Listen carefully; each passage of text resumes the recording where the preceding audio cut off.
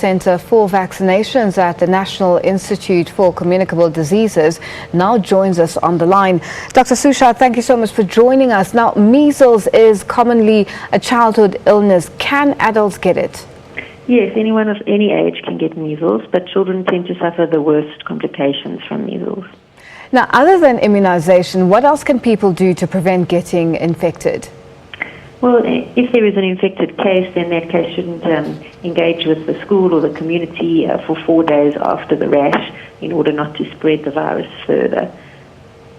Now, Dr. Suchard, will people who do get infected with measles be quarantined in any way? You mentioned that after the rash, about 4 days, then there's a difference. Can you just take us through that process? So if somebody has a rash, then they should see their healthcare provider, their doctor or their nurse, who will do a blood test for measles. Without a blood test, it's impossible to differentiate measles from similar rash illnesses like German measles. And then once the diagnosis is made, the person with measles should stay home for their recovery period for 4 days, and the health authorities will respond and will vaccinate contacts of that case.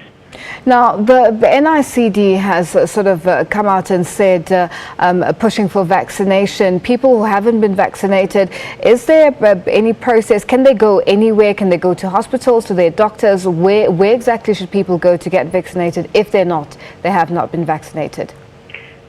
Department of Health local clinics offer vaccinations. The usual places mothers would take children to be vaccinated are the best vaccination points.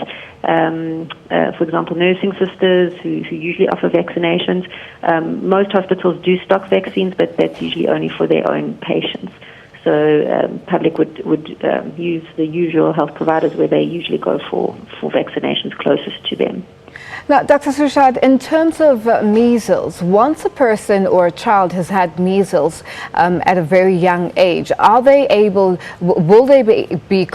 they contract it again at a later stage in their lives, or is it one of the diseases that only come once and that's it, you're fine for the rest of your life, or is it one of those that can happen continuously? No, it's one of those diseases that you only catch once, and once you've had it, then you are immune or protected for life. And that is a similar way a vaccine works. It makes your body behave as if it has already seen the virus, and then you are protected lifelong after vaccination. Dr. Suchard, we'll have to leave it there for now. Thank you so much for joining us. That was Dr. Melinda Suchard from the NICD Center for Vaccination joining us on the line.